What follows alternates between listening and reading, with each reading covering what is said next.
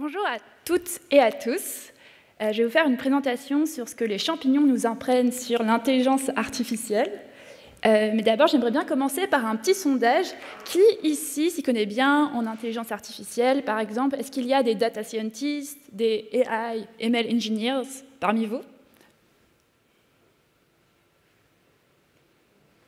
Ok, ça marche, quelques-uns. Est-ce qu'il y a des gens qui s'y connaissent en champignons? Donc, par exemple, des mycologues. Ah super.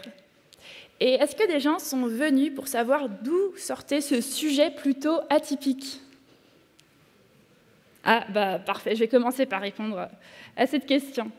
Je suis Engineering Team Lead chez Dataiku, qui est un éditeur de logiciels en intelligence artificielle qui permet de démocratiser l'IA et la data science au sein des entreprises en permettant aux gens de collaborer sur des projets de data science. Et ça fait 4 ans que je travaille dans le secteur de l'intelligence artificielle, donc je baigne dans ce milieu. Et il y a 1 an, j'ai rencontré une artiste qui m'a recommandé un livre sur les champignons qui s'appelle Entangled Life, écrit par Merlin Sheldrake, super accent de femme bilingue. C'est un livre qui m'a beaucoup touchée parce que je me suis rendu compte qu'il y avait des similarités entre les champignons et les ordinateurs, voire l'intelligence artificielle. Et ça faisait écho à une question que je me posais depuis quelques temps, à savoir la relation compliquée entre la nature et la technologie. Et grâce à ce livre, je me suis rendu compte que lorsqu'on regarde au microscope, entre les champignons et les machines, entre la nature et la culture, parfois il n'y a qu'un pas. Et donc en septembre, quand j'ai rejoint le programme Women Developer Academy de Google, qui permet de faciliter l'accès aux conférences de dev pour les femmes, c'est tout naturellement que j'ai choisi de creuser le sujet de l'intelligence artificielle et des champignons. Et grâce à mon coach, j'ai pu faire ma première conférence, que vous allez voir maintenant. Vous avez sûrement reconnu au début le générique de la série The Last of Us. C'est aussi un jeu vidéo. Et en fait, c'est une série qui dépeint une humanité contaminée par une épidémie de champignons. Donc, tous les êtres humains deviennent des zombies. C'est absolument terrifiant. C'est inspiré d'un véritable champignon qui s'appelle le cordyceps et qui prend possession, qui arrive à zombifier les fourmis. Donc, un exemple en image. Et globalement, cette série et ce jeu vidéo montrent qu'en Occident, on a plutôt une image négative des champignons, parce que c'est synonyme de moisissure, de maladie. Pourtant, on a tort, parce que les champignons ont énormément de choses à nous apprendre, et je vais vous montrer quoi. Peut-être que vous vous demandez ce que représente cette image.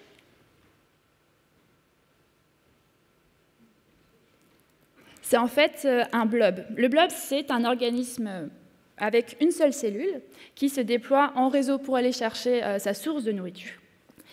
Donc pour se nourrir. On retrouve en forêt, justement, puisque vous avez fait l'expérience immersive, peut-être que vous avez imaginé un blob. Donc ça ressemble un peu à une algue qui se déploie en réseau.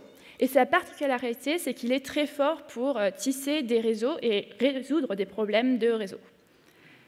Des scientifiques japonais se sont demandé si on pouvait appliquer la capacité de résolution du blob au réseau ferroviaire japonais.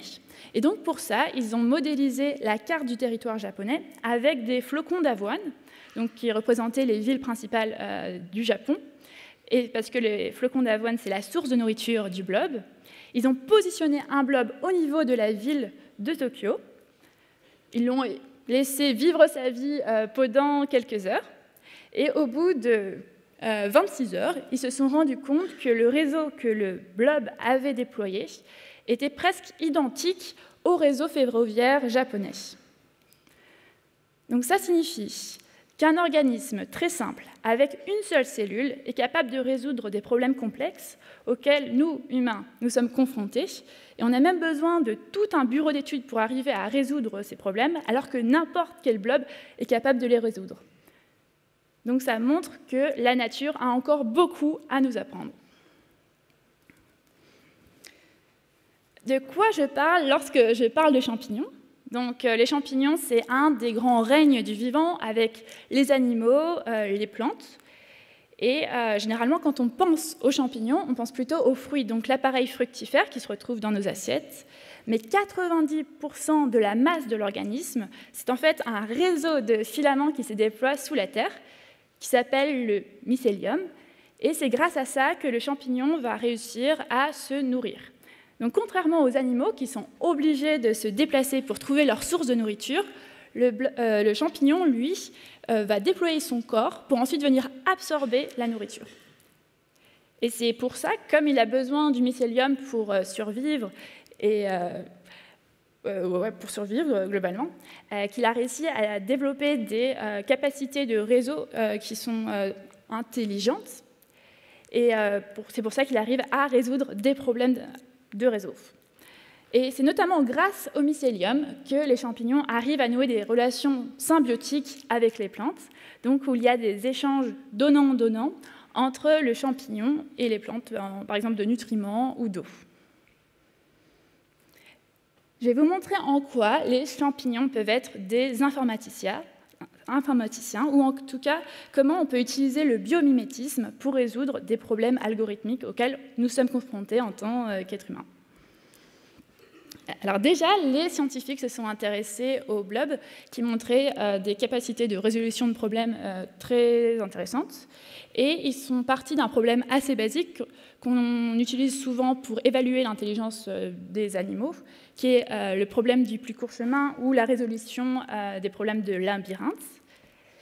Et pour ça, ils ont inoculé un blob dans un labyrinthe et ils se sont rendus compte qu'au bout de quelques heures, le blob avait réussi à trouver le plus court chemin pour résoudre le problème de labyrinthe. En fait, le blob est très fort pour ça parce que comme il se déploie en réseau, il peut explorer plusieurs pistes à la fois, contrairement aux animaux où nous, on est capable d'explorer qu'une seule chose à la fois. Le blob est extrêmement bon pour paralléliser la recherche. Et les scientifiques étaient tellement impressionnés par la capacité du blob à résoudre le problème du plus court chemin qu'ils se sont inspirés du blob pour développer un algorithme de résolution du plus court chemin. Comment ils ont fait? Déjà, ils ont représenté le blob par un graphe avec les arêtes qui correspondaient aux veines donc, du blob et les nœuds qui représentent la jonction entre plusieurs veines, donc plusieurs parties du réseau. Ensuite, mathématiquement, ils ont considéré que le blob se propageait en suivant une équation de mécanique des fluides, donc qui est considérée comme un flot de Poiseuille. Et en utilisant cette équation, ils ont pu calculer la conductivité des différentes arêtes du graphe. Et en prenant les arêtes qui ont la plus forte conductivité, on peut en déduire le plus court chemin. Et donc c'est comme ça que l'algorithme de résolution du plus court chemin à partir du blob a été élaboré. Donc c'est un algorithme plutôt performant. Il est plus performant et plus rapide que l'algorithme inspiré des fourmis par colonie de fourmis. En revanche, il est moins performant que l'algorithme du plus court chemin qui est Dijkstra, qui est plus populaire parmi ceux qui veulent utiliser un algorithme de résolution du plus court chemin. En revanche, il arrive aussi à trouver des itinéraires alternatifs et il a tendance à construire des réseaux qui sont plus robustes que Dijkstra parce qu'il y a plusieurs voies possibles à explorer. Donc, par exemple, pour les JO cet été, ce sera intéressant pour la RATP ou CityMapper d'utiliser un algorithme comme l'algorithme du blob, parce qu'il n'y a pas qu'un seul chemin qui est proposé, mais ça permet d'avoir des itinéraires alternatifs de manière à ce que les axes principaux ne soient pas saturés. Donc, très impressionnés par les capacités du blob à résoudre le plus court chemin, les scientifiques se sont demandé ensuite est-ce que le blob est capable de résoudre des problèmes NP complets? Donc, notamment un problème qui implique un commercial qui doit voyager. Donc, le problème du voyageur de commerce qui consiste à connecter de façon optimale plusieurs villes, donc avec la plus courte distance entre les différentes villes. Donc en 2013, ils ont modélisé le problème avec de la lumière, parce que le blob n'aime pas la lumière, et donc les villes étaient modélisées par des zones d'ombre. Et ils ont prouvé que le blob était capable de connecter les différentes villes de façon optimale et donc de résoudre le problème du voyageur de commerce. Donc là, les scientifiques étaient bluffés par les capacités de résolution du blob. Ils en sont même venus à se demander si le blob pouvait nous emmener dans l'espace. Et c'est le cas. Un scientifique, Andrew Adamowski, a essayé d'utiliser le blob pour élaborer une stratégie de colonisation spatiale qu'on pourrait utiliser par exemple pour coloniser la Lune. Donc ils ont modélisé une station spatiale par le blob, et à partir de là, en étudiant la façon dont le blob se propageait sur une sphère, ils en ont déduit des stratégies qui seraient intéressantes lorsqu'on aurait besoin de coloniser la Lune ou Mars. Plus spécifiquement, dans le domaine du machine learning, il y a un algorithme d'optimisation qui a été développé à partir du blob, donc l'algorithme du slime mold, qui permet d'améliorer les performances de modèles de machine learning. Pour donner une version assez schématique de l'entraînement d'un modèle de machine learning, on va d'abord récupérer des données qui vont permettre au modèle d'apprendre des patterns qui se trouvent dans ces données. Généralement, comme il y a énormément d'informations, il faut sélectionner les données qui sont les plus pertinentes. Donc c'est ce qu'on appelle la sélection de features. On va ensuite chercher les hyperparamètres qui permettent d'adapter l'algorithme au cas d'utilisation sur lequel on se concentre. Et une fois qu'on a tous ces bons paramètres, on peut finalement entraîner le modèle. Et les deux étapes qui sont la sélection des features et la recherche des hyperparamètres, généralement les techniques d'optimisation classiques comme la descente de gradient ne sont pas suffisantes. Donc on utilise des algorithmes d'optimisation dits méta-heuristiques, dont fait partie l'algorithme du blob. Et ça a été utilisé notamment pour prédire la consommation énergétique, puisque ça permet une recherche très efficace grâce aux capacités d'optimisation du blob. Je vais détailler comment fonctionne cet algorithme. En fait, les scientifiques qui ont développé l'algorithme du blob se sont rendus compte que le blob avait trois comportements principaux. D'abord, il va trouver la nourriture, ensuite s'en approcher et développer un réseau autour des différentes sources de nourriture, pour enfin exploiter, donc venir manger sa nourriture. Donc d'abord, pour trouver la nourriture, il va faire preuve plutôt d'exploration, et donc c'est un comportement plutôt aléatoire, plutôt stochastique. Donc, on modélise cet algorithme avec cette magnifique équation où x représente la localisation du blob. Et donc, pendant cette phase où le blob va aller chercher la nourriture, on utilise une loi de distribution uniforme pour ajouter cette caractéristique aléatoire de la recherche par le blob. Dans une deuxième phase, là c'est sûrement la phase la plus intéressante, le blob va venir s'approcher de la nourriture et tisser un réseau de veines, donc connecter les différentes sources de nourriture. Et plus la concentration en nourriture est forte, plus le réseau va produire des arêtes qui sont importantes, épaisses. Et il se comporte comme un bio-oscillateur qui va avoir tendance à se concentrer sur les sources de nourriture, ou les sources où la nourriture est la plus concentrée.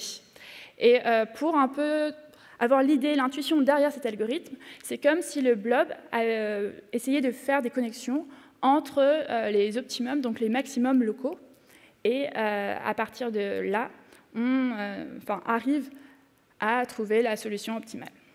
C'est modélisé mathématiquement avec des poids pour chacun des points qu'on cherche à optimiser. Et ces poids permettent de s'adapter à la concentration de nourriture et donc vont retourner un feedback positif lorsqu'il y a beaucoup de nourriture et un feedback négatif lorsqu'il n'y en a pas.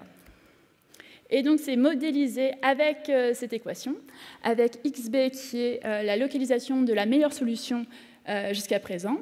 W, c'est le vecteur de poids.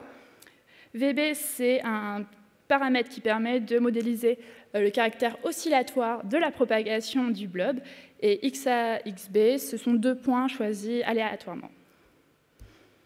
Et enfin, la meilleure phase, c'est quand il s'agit de manger, et on voit qu'au fur et à mesure, le blob va avoir tendance à se concentrer sur ses sources de nourriture, et donc c'est modélisé par ce dernier terme de l'équation, donc avec VC, qui est un paramètre qui, plus ça va, plus on itère en fait l'algorithme, plus il va s'approcher de 0 et donc se concentrer vers la source de nourriture. Une fois qu'on a cette équation, l'algorithme est assez simple. On choisit un nombre d'itérations qu'on veut mettre en place pour trouver la solution optimale. Ensuite, pour chaque itération, on va évaluer la fonction qu'on essaye d'optimiser. Donc ici, c'est f. Comme ça, on arrive à trouver quelle est la meilleure solution, donc max de f, et on peut mettre à jour les poids pour chacun des points. Ensuite, pour chacun des points, on va mettre à jour les paramètres qui dépendent de la meilleure solution, des poids, etc. Et on va mettre à jour la localisation du point, en utilisant la fameuse équation qu'on vient juste de voir.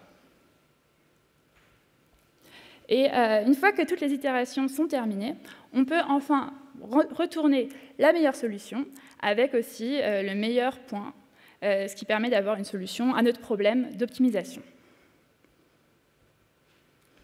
Et grâce à ces 3 comportements principaux, on montre qu'on arrive à atteindre un ratio entre exploration et exploitation qui est très bon. Et c'est généralement ce qu'on cherche dans les problèmes d'optimisation, pour avoir un maximum de résultats, mais sans oublier les espaces de résultats qui pourraient être intéressants aussi. C'est important de pouvoir explorer. Donc là, c'est déjà des techniques qui existent. Là, c'est quelques pistes que je suggère, quelques pistes de biomimétisme qu'on pourrait appliquer à l'intelligence artificielle et qui me semblent intéressantes. Après, je ne suis pas chercheuse en IA, donc je n'ai pas encore essayé de les mettre en place. Mais si quelqu'un veut se lancer dans une thèse, ce sont mes idées. Une des propriétés vraiment très intéressantes des champignons, c'est leur capacité à s'adapter à un environnement changeant. Et dans le cas des modèles de machine learning, souvent on se rend compte qu'au bout d'un certain temps, quand les modèles ont été déployés en production, ils vont avoir tendance à dériver parce que les données évoluent. C'est ce qu'on appelle le data drift. Et ce serait intéressant de s'inspirer de la façon dont les champignons s'adaptent à leur environnement pour permettre d'éviter cette dérive des modèles et donc avoir des modèles plus adaptés aux données qui sont changeantes. Une autre propriété très pertinente des champignons, c'est leur capacité à s'auto-réparer, donc à guérir. Et dans le cas des modèles d'intelligence artificielle, c'est intéressant parce qu'ils sont de plus en plus soumis à des attaques de type cyberattaque, attaque adversariale. Et donc s'ils avaient la capacité de s'auto-réparer, ça permettrait d'être plus résilients face à ces attaques. Donc comme si on pouvait développer un système immunitaire pour les modèles d'intelligence artificielle. Et enfin, ça c'est une propriété fascinante du blob, c'est leur capacité à fusionner. Donc on peut prendre 2 blobs différents et ensuite les fusionner. Et le résultat des 2 blobs aura la connaissance de ce que les 2 blobs avaient appris. Dans le cas de l'intelligence artificielle, ce sera intéressant de voir comment on peut fusionner 2 modèles de manière à apprendre, d'avoir le résultat de l'apprentissage de ces 2 modèles. Non seulement les champignons sont des informaticiens, mais ils peuvent être aussi des intelligences artificielles. Notamment dans le cas du wetware, donc c'est par opposition au hardware qui est la construction d'ordinateurs à partir de matières organiques, on va voir en quoi on peut créer une intelligence artificielle fongique, donc à base de champignons. En 1995, le scientifique Olson a commencé à s'interroger sur la capacité des champignons à transmettre de l'information de part et d'autre de leur réseau. Donc en fait, ils arrivent à propager une information de façon très rapide. Et il a réalisé que c'était grâce à un courant électrique qui passait par le mycélium que les champignons étaient capables de propager l'information. Lorsqu'on regarde au microscope, le mycélium, on se rend compte que les filaments sont en fait compartimentés. Et il y a un système de pores, une membrane qui peut s'ouvrir et se fermer pour moduler le signal électrique. Donc, pour résumer, on a une sorte de système de porte qui peut soit laisser passer le courant électrique, soit le bloquer. Peut-être que ça vous rappelle quelque chose. Ça ressemble beaucoup aux portes logiques, donc les composantes électroniques qu'on retrouve dans les ordinateurs, comme les transistors, et qui, grâce à ce système de portes, peuvent permettre de représenter une logique booléenne, et donc des opérations de logique, dans les ordinateurs. Et en effet, quand les scientifiques ont étudié le mycélium, ils ont pu identifier plusieurs portes logiques dans le réseau. Donc, pour ça, ils ont fait pousser une pleurote. Et ensuite, en étudiant la propagation du signal électrique, ils ont pu mesurer un certain nombre d'opérations logiques, dont l'opération OR, AND, NAND. Comment font-ils pour arriver à trouver des portes logiques à partir d'une pleurote? Alors, pour expliquer le protocole expérimental, une fois qu'ils ont fait pousser le mycélium de la pleurote, ils vont prendre 4 électrodes qui vont ensuite brancher au niveau du mycélium. Ensuite, ils vont récupérer le signal électrique pour ensuite l'analyser. Et une fois qu'on arrive à récupérer le signal en sortie, on va faire une correspondance entre le signal en entrée et le signal en sortie. Donc, dans les électrodes en entrée, on va modéliser un faux logique, soit 0, par une tension de moins 5 volts, et un vrai logique, donc 1, par une tension de 5 volts. Et à partir de là, on a une séquence de 4 bits, puisqu'on a 4 électrodes. Le signal en sortie, on va utiliser l'analyse du signal pour trouver quelle est la sortie par rapport aux stimulations en entrée. Et lorsque le signal dépasse un certain seuil, on va considérer que c'est un vrai logique, donc un 1, et sinon, ce sera un faux logique, donc 0. Et ensuite, on va établir une correspondance entre le signal en entrée et le signal en sortie. Et grâce à une sum of products, on en déduit les opérations de logique booléenne qui sont à l'œuvre au sein du mycélium. Donc la question qui se pose ensuite, c'est est-ce que le mycélium est Turing complet? Est-ce qu'on arriverait à modéliser toutes les opérations de logique qu'on veut, et donc à faire un ordinateur? Et donc, pour étudier cette question, les scientifiques se sont appuyés sur des automates cellulaires. Pour faire un petit résumé de ce que sont les automates cellulaires, il y a 300 ans, les scientifiques ont commencé à étudier ou représenter la nature par des équations mathématiques. Donc, il y a eu par exemple la loi de Newton ou toutes les équations de la mécanique. Et au siècle dernier, par les automates cellulaires, les scientifiques ont fait une sorte d'abstraction au-delà de la représentation mathématique du réel, en représentant des phénomènes complexes, non pas par des mathématiques, mais par des règles très simples qu'on peut facilement coder dans des ordinateurs. Donc, c'est par exemple des opérations de logique où on initialise un vecteur, donc un ensemble de bits, et en fonction d'une opération très simple, à partir des voisins de chacune des cellules, on peut en déduire la valeur qui en suit. Et grâce à ce mécanisme, on arrive à modéliser des phénomènes très complexes. Donc voici un exemple d'un automate cellulaire à partir d'une opération logique qu'on arrive à mesurer dans le mycélium. Donc A inter, B inter, C inter, D bar. Donc pour chacune des cellules, on va d'abord initialiser de façon aléatoire un vecteur de bits. Oups. Ensuite, pour l'itération d'après, on va déterminer la valeur de chacune des cellules à partir de la valeur de ses voisins. Donc là, comme c'est A inter, B inter, C inter, D, ça va être true, à partir des valeurs voisines. et on va étirer un certain nombre de fois.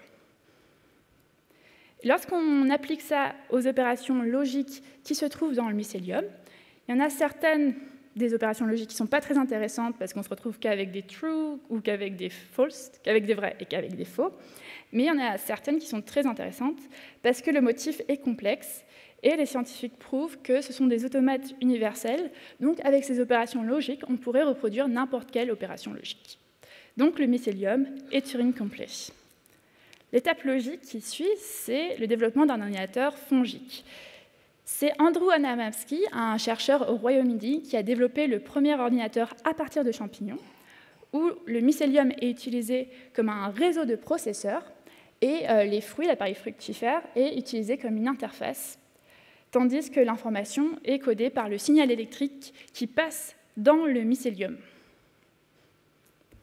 Donc comment ça fonctionne exactement ? Au niveau de l'interface, les scientifiques viennent stimuler les fruits, donc soit mécaniquement, soit en les brûlant, soit en ajoutant du sel. Bon, c'est pas terrible pour les champignons, mais on peut en rediscuter pendant les questions. Et ensuite, ils mesurent au niveau des autres fruits, grâce à des électrodes, l'activité électrique qui en découle. En analysant la propagation du signal, on peut en déduire des fonctions logiques qui se trouvent dans cet ordinateur fongique, et donc, à partir de là, créer n'importe quelle opération logique. Aujourd'hui, ce n'est pas possible de programmer cet ordinateur. En fait, pour le programmer, il faudrait modifier la géométrie du mycélium, parce que c'est elle qui conditionne quelles sont les portes logiques qu'on va avoir dans l'ordinateur fongique. Et pour ça, le scientifique qui a développé l'ordinateur fongique a proposé comme piste le fait de découper les morceaux du mycélium. Comme ça, on peut avoir exactement les fonctions logiques qu'on souhaite. Une autre piste, ce serait aussi de s'appuyer sur les travaux de mathématiciens qui essayent de trouver une équation pour modéliser la propagation du mycélium, donc la propagation du réseau. Et leur objectif final, c'est d'établir un lien entre les paramètres de leur équation et les conditions du milieu naturel. Ce n'est pas encore le cas, mais ils y travaillent. Et une fois qu'on arrive à trouver le lien entre les paramètres de l'équation et ce qu'on peut observer dans le réel, ça permet de prédire comment le réseau va se propager, mais aussi de le contrôler. Et donc, on pourrait comme ça arriver à programmer la géométrie du mycélium et donc à programmer l'ordinateur fongique. Quand j'ai appris que le mycélium fonctionnait grâce à des portes logiques, ça m'a rappelé le tout premier réseau de neurones à avoir été développé en 1943 par McCulloch et Pitts, qui s'appuyait sur des opérations logiques, un peu à la manière du mycélium. Donc c'était un réseau de neurones très simple, avec deux signaux binaires qui arrivaient, qui étaient ensuite pondérés. On appliquait ensuite une fonction d'activation, qui était une fonction logique, un peu comme ce qu'on retrouve dans le mycélium, de manière à pouvoir apprendre des données. Donc, la base des réseaux de neurones ressemble étonnamment au fonctionnement du mycélium. À partir de là, quand on sait que la première implémentation de l'intelligence artificielle était en fait une machine, le perceptron Mark I, et qu'il y a de plus en plus de composantes électroniques développées à partir de matières organiques, ce qu'on appelle le wetware, on pourrait imaginer la création d'une intelligence artificielle fongique. Le problème aujourd'hui avec les ordinateurs fongiques, c'est qu'ils sont beaucoup plus lents que les ordinateurs classiques, mais ils ont quand même des propriétés très intéressantes parce que ce sont des matériaux durables. On n'a pas besoin d'extraire des ressources minières pour les développer. Et en plus, comme ce sont des matières vivantes, ils sont capables de s'auto-réparer, et donc ça demanderait aussi moins de maintenance, et aussi ça permettrait d'avoir des ordinateurs plus robustes, capables de guérir tout seuls. Enfin, en tout cas, de s'auto-réparer. En 2013, d'ailleurs, il y avait toujours ce chercheur Andrew Adamski qui a montré qu'on pouvait développer des fils à partir de blobs qui pouvaient s'auto-réparer. Sûrement, l'utilisation la plus prometteuse des champignons pour l'intelligence artificielle, c'est le développement de capteurs qui vont permettre à l'intelligence artificielle de sentir, d'avoir des sensations. Un exemple d'une telle application, c'est la conception d'une peau fongique qui permet de donner au robot la sensation du toucher. Donc pour ça, les scientifiques ont fait pousser un mycélium qui sont venus ensuite asperger sur un robot Terminator. Une fois que le robot avait sa peau fongique, ils sont ensuite venus mettre des électrodes pour mesurer l'activité électrique qui passait dans cette peau. Et ils ont pu prouver qu'en mesurant l'activité électrique qui passait dans la peau fongique, ils arrivaient à détecter si le robot était exposé à de la lumière ou à des tapotements. Donc peut-être ce sera une façon de développer des robots avec des sens comme les êtres humains. Non seulement les champignons arrivent à sentir l'exposition à la lumière ou les tapotements mécaniques, enfin le toucher, mais ils sont aussi capables de sentir les hormones, et en particulier les hormones humaines. Donc, par exemple, ils sont capables de sentir l'hydrocortisone. Donc, en développement des capteurs à partir de champignons, on pourrait rendre l'intelligence artificielle plus empathique ou peut-être donner la capacité à nos ordinateurs de sentir nos émotions. Donc, c'est aussi un cas d'utilisation assez inspirant.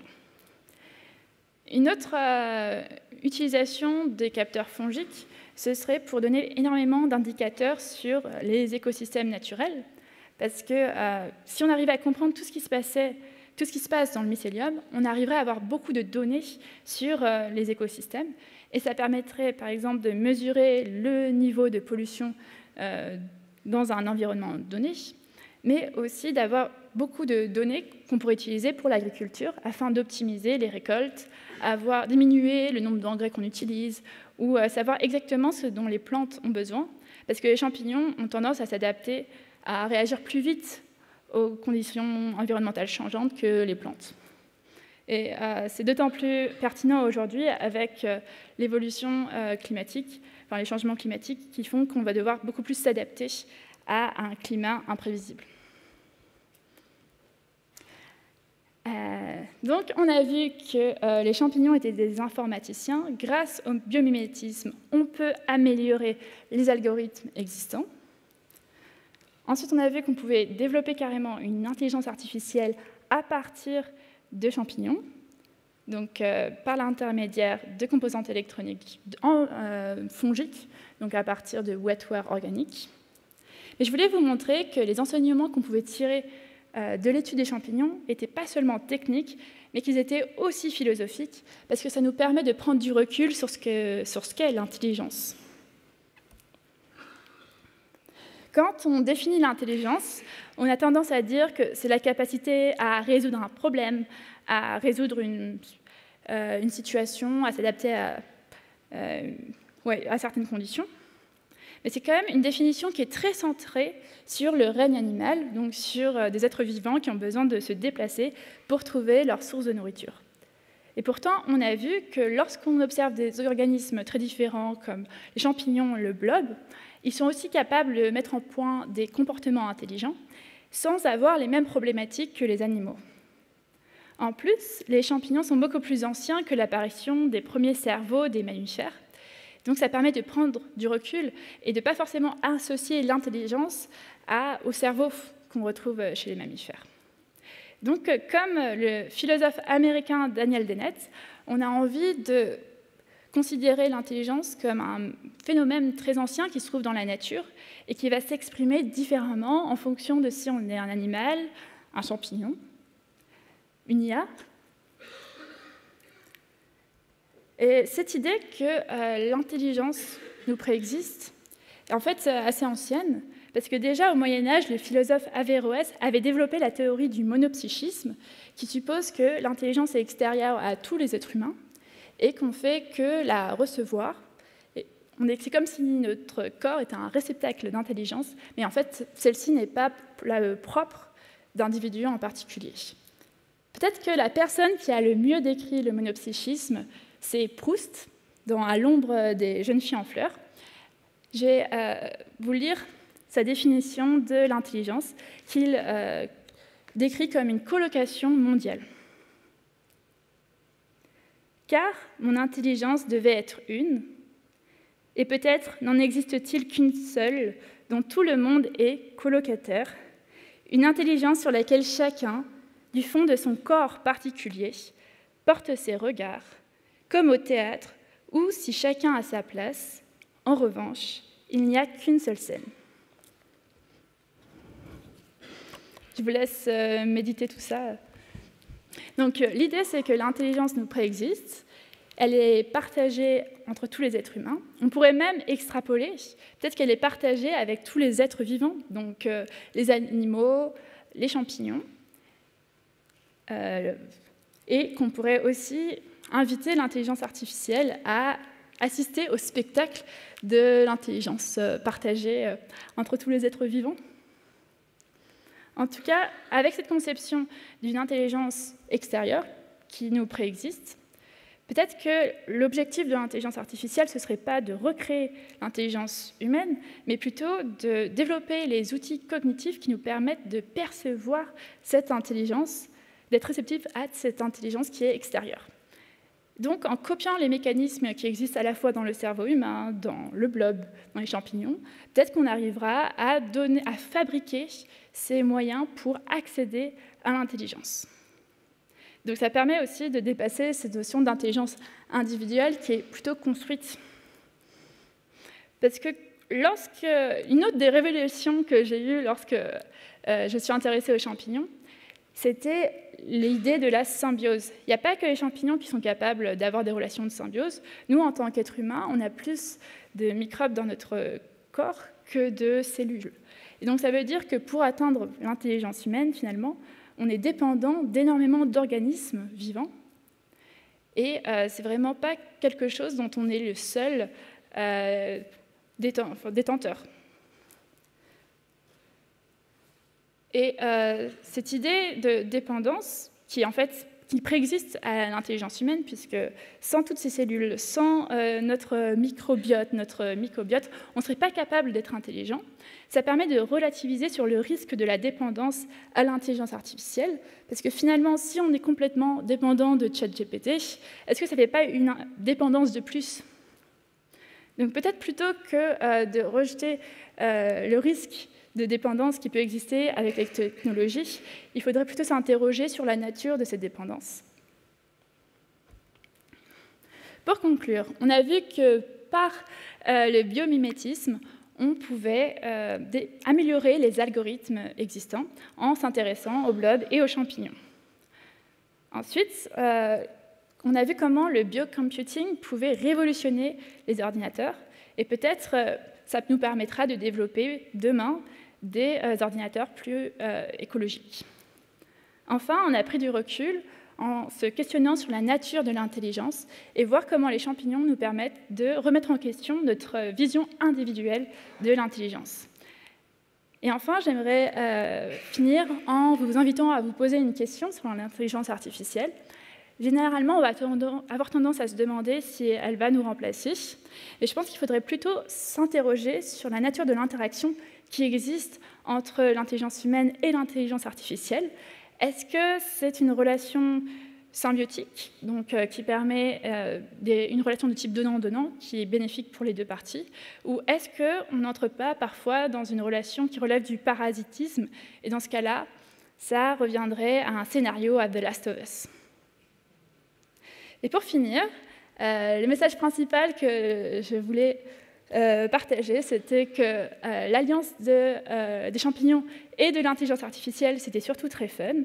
Et le meilleur exemple que j'ai trouvé, c'est ce deepfake avec une reprise de Doja Cat par Todd, Paint the Toad Red. Et je vais vous montrer ça. Oups.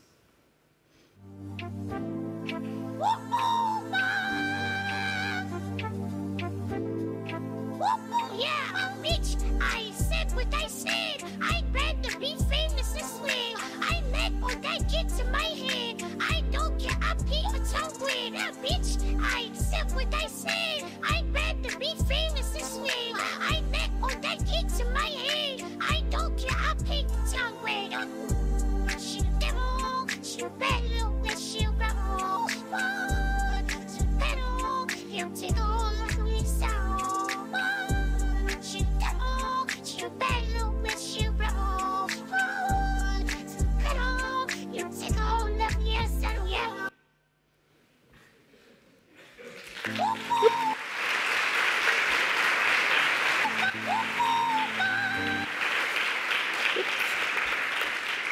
Merci. Est-ce que vous avez des questions ?